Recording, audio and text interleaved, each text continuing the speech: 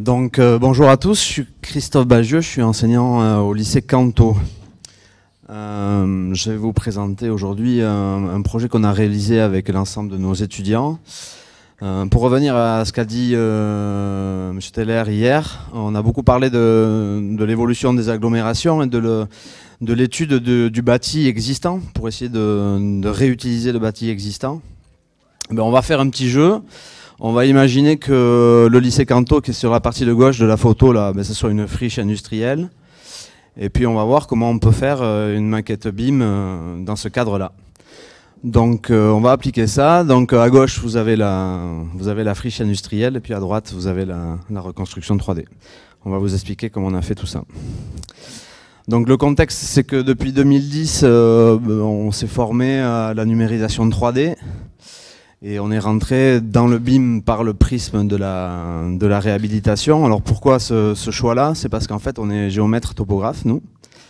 Donc notre métier c'est la mesure et le contrôle de la mesure. Et puis dans ce cadre de la mesure, on a créé une licence Géo 3D, ça sera la 3e promotion en septembre prochain. Cette licence, elle a pour but de spécialiser des gens dans l'acquisition du nuage de points et le traitement du nuage de points pour la réalisation de maquettes numériques. La petite particularité du lycée, je passe rapidement, c'est qu'on forme nos élèves au brevet de télépilote, donc ils font tous de la photogrammétrie aérienne. On en parlera un peu plus tard. Donc là, on fait le petit jeu de la maquette numérique sur une friche industrielle. Donc on a 15 hectares à numériser, on a 30 bâtiments. Et la plupart des bâtiments vont du R+1 au R+5. Et le jeu, c'est de réaliser la numérisation des extérieurs et des intérieurs. Bon, un peu ambitieux, mais on y arrive. Donc nous, on va faire une maquette numérique telle que construite. En topographie, ça s'appelle comme ça. C'est-à-dire qu'on ne va pas travailler sur la maquette numérique dossier archi, on va travailler sur l'objet construit. Et on veut refaire la maquette de l'objet qui existe. Donc ça s'appelle de la maquette numérique telle que construite.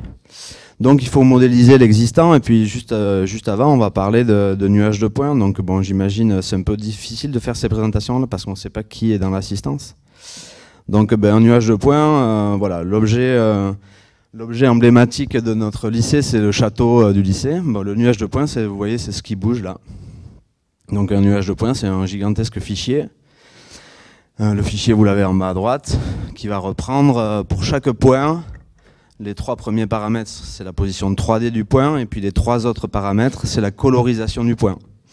Donc en couleur rouge, vert, bleu, RVB ou RGB en anglais.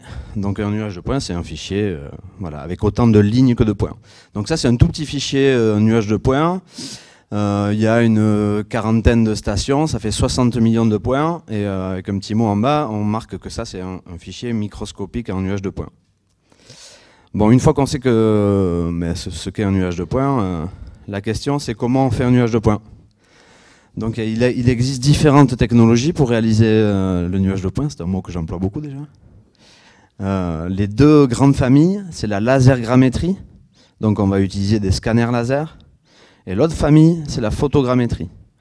2 technologies différentes qui vont générer au final le même objet, qui est le nuage de points.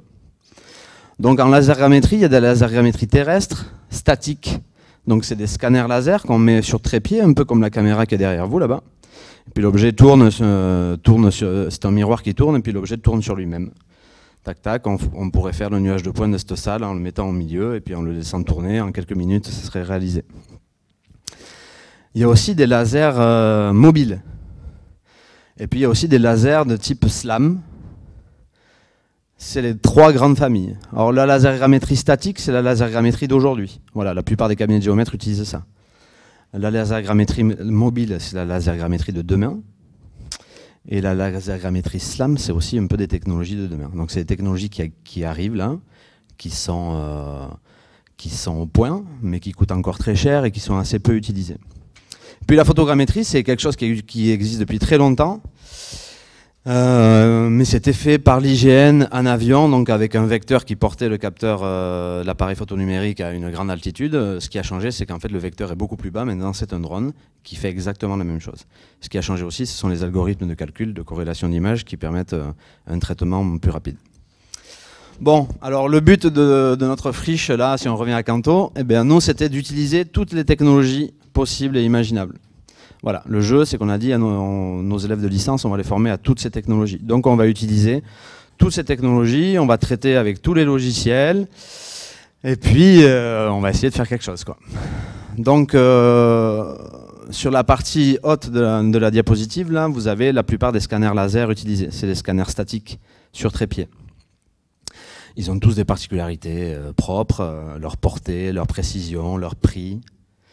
Le scanner bleu qui est sur la gauche, c'est le scanner le plus utilisé en France parce que le rapport prix-poids a été très bien pensé.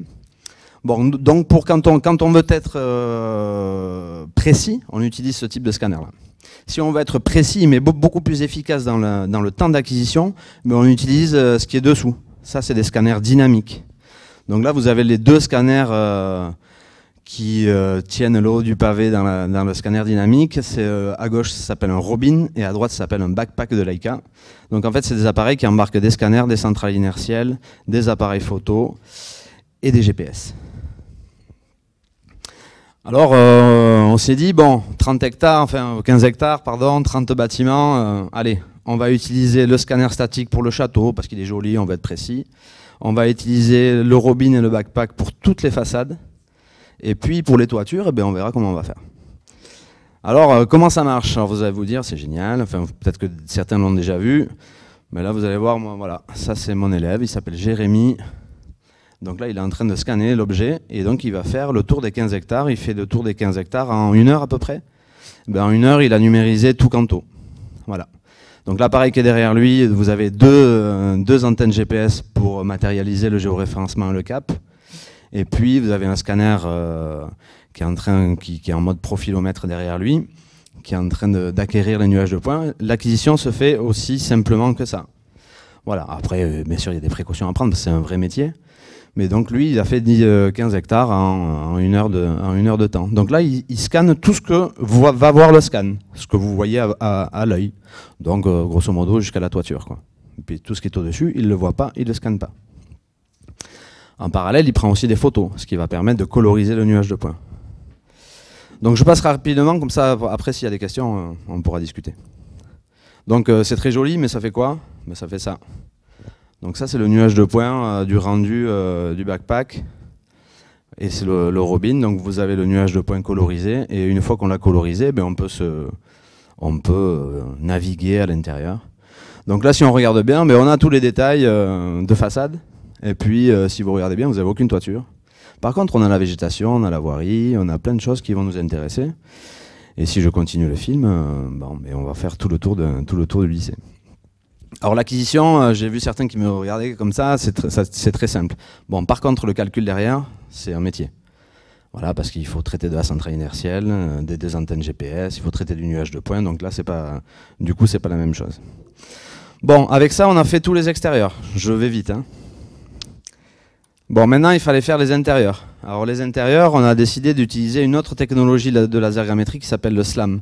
Le SLAM, c'est un algorithme de calcul qui va permettre de reconstruire le nuage de points à l'avancement par reconnaissance du nuage de points. Donc, le SLAM, voilà ce que c'est. Vous voyez notre élève qui s'appelle Quentin. Donc là, on ne le voit pas trop. C'est moi qui filme derrière. Il n'est pas terrible, ce film. Mais voilà l'appareil. Ça s'appelle un GeoSLAM Horizon. Donc ça va générer de la même manière un nuage de points. Cet appareil-là est beaucoup plus petit, il embarque moins de technologie. Il embarque par exemple un petit capteur, un petit appareil photonumérique qui va permettre de coloriser, mais la colorisation sera de bien moindre qualité. Le nuage de points va être aussi d'une moins bonne qualité, mais suffisant pour réaliser la maquette. Par contre, le temps d'acquisition, c'est imbattable. Voilà, cette pièce, vous passez je sais pas, en 15 secondes, on sort, et puis on va à la pièce d'à côté, quoi. Bon, donc là on est au stade où on a les intérieurs et les extérieurs. On a fait l'acquisition. On veut faire, nous, je vous rappelle, le le modèle numérique de l'ensemble. Donc il nous manque toutes les parties aériennes. Donc pour les parties aériennes, eh bien, on fait de la photogrammétrie aérienne. La photogrammétrie, c'est une technique imparable. Si c'est bien fait, ça peut être plus précis que de la lasergrammétrie. Donc c'est vraiment une technologie à laquelle il faudrait vous intéresser, si certains ne s'y intéressent pas. Donc nous, la particularité, c'est que nos élèves, on leur fait passer le brevet de pilote, on a des drones, et c'est eux qui ont fait l'acquisition. Donc là, je vous mets le petit film, parce que comme ça, vous reconnaîtrez... je sais qu'il y en a certains qui sont déjà venus à Canto. Bon, voilà le célèbre château de Canto, vous voyez tous les bâtiments. Donc là, ça c'est une acquisition vidéo de notre drone. Et puis en haut à gauche, là je vous ai mis tous les drones qui sont à notre disposition. Donc en fonction de la réglementation, en fonction de la précision, en fonction du temps que l'on a pour faire le nuage de points, ben, on va utiliser tel ou tel drone. Donc là on a privilégié le paramètre sécurité. Voilà, parce qu'on a des élèves au sol. Normalement il n'y en a pas. Bon, il n'y en avait pas ce jour-là, mais comme il y a 1800 élèves, bon, il faut pas qu'il nous arrive un pépin. Là l'élève qui est devant moi est en train de paramétrer son vol. Et puis il va bientôt s'envoler. Et donc on a utilisé le plus petit de nos drones, c'est un Phantom 4. Donc c'est un drone professionnel qui fait 2 kg. Voilà, et puis nous on va de 2 kg à 8 kg. Les plus gros drones que nous avons, ils font 8 kg. 8 kg dans des conditions comme ça, voilà, il y a un paramètre de sécurité qui est très important. Par contre le 8 kg fait un nuage de points beaucoup plus précis parce que l'appareil photo numérique embarqué est beaucoup plus, évolué. Pardon. Donc quand on fait du drone, il faut mettre des cibles au sol, qu'on prend au GPS, tout ça pour faire des contrôles. Voilà, et bien on a fini l'acquisition. Alors tout ça, je l'explique en 5 minutes, mais ça nous a pris beaucoup de temps. Et ben, au final, ça fait quoi? Donc aujourd'hui, on en est là. Donc voilà la reconstruction 3D de tout le lycée. Vous l'avez vu en film tout à l'heure. Ben là, maintenant, ça c'est un nuage de points. Alors c'est un nuage de points qui est un peu particulier, qui est méché. Puisqu'on peut créer des liaisons entre points en y affectant une texture. Donc là, ce nuage de points, il est uniquement fait en photogrammétrie. Donc ça, c'est uniquement réalisé avec notre drone. Donc on a pris beaucoup de photos, on a pris 8000 photos. Je vous parlerai après du traitement. Bon, du coup, quand on prend beaucoup de photos, le traitement devient astronomique en temps. Mais on a réussi à reconstruire pratiquement la totalité du lycée. Et bien sûr, ce nuage de points-là, on va le concaténer avec le nuage de points que je vous ai montré tout à l'heure, qui a été pris avec le scanner dynamique. Donc là, aujourd'hui, on est au stade où on a recréé l'entière totalité des extérieurs du lycée, et puis à peu près 30% des intérieurs du lycée. Donc on a recréé en fait le nuage de points. Bon, les élèves, quand ils sont arrivés là, ils étaient assez fiers. On va pas se voiler la face. Pour faire ça, il faut un ordinateur vraiment de grande qualité. Et on a mis à peu près beaucoup de temps pour le recréer. On a mis à peu près 3 semaines de calcul permanent du logiciel. Bon, mais après la grande question, c'est super, c'est joli. On a un nuage de points. Bon, mais qu'est-ce qu'on en fait ? Puisque le but c'est de créer la maquette. Bon, mais alors maintenant on a le nuage de points intérieur-extérieur et il faut en faire la maquette numérique. Donc au lycée Canto, il y a eu un plan de formation, tous les enseignants sont formés au logiciel Revit.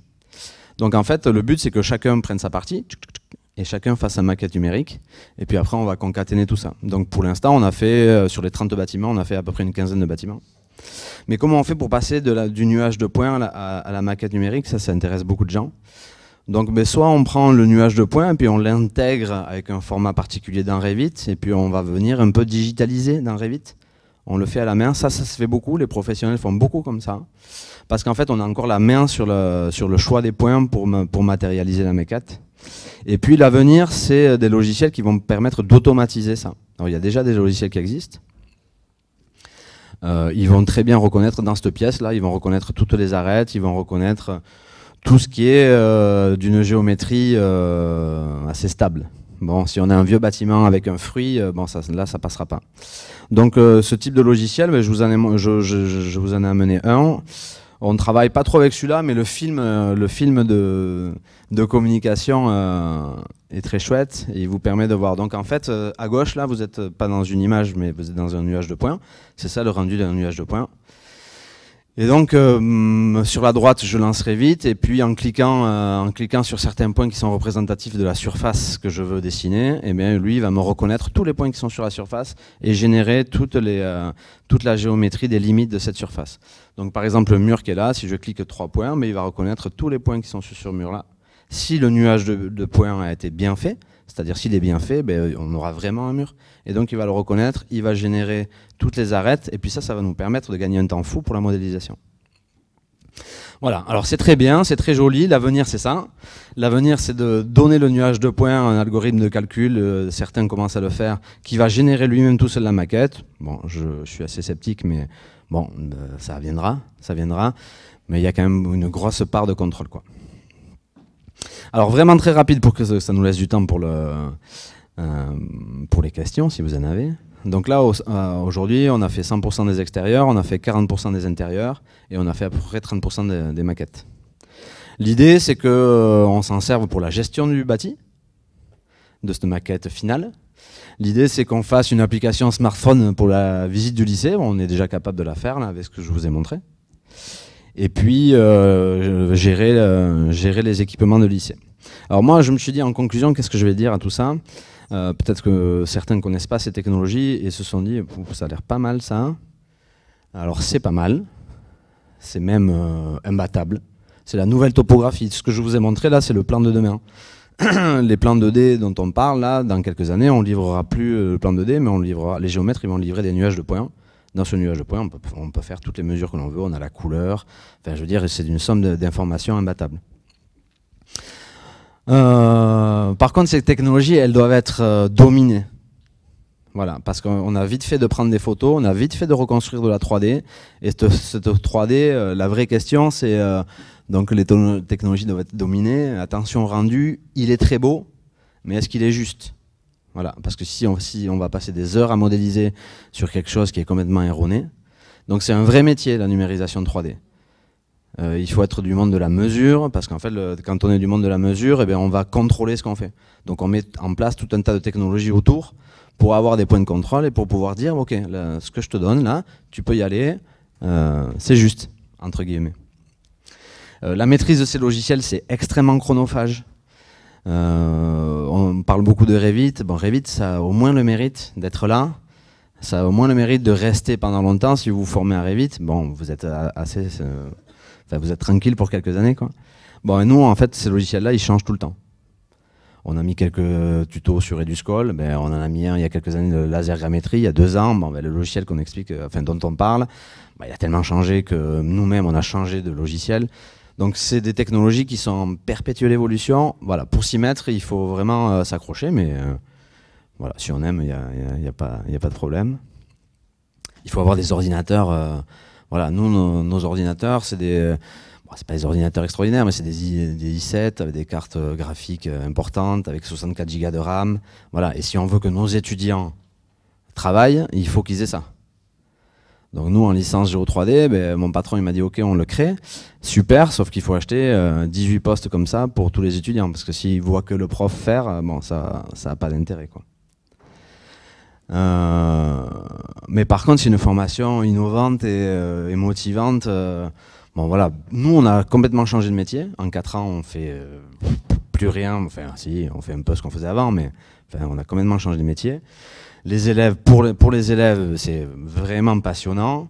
Pour le recrutement, on explose en termes de dossiers, d'entreprises, puisque nos formations sont en alternance.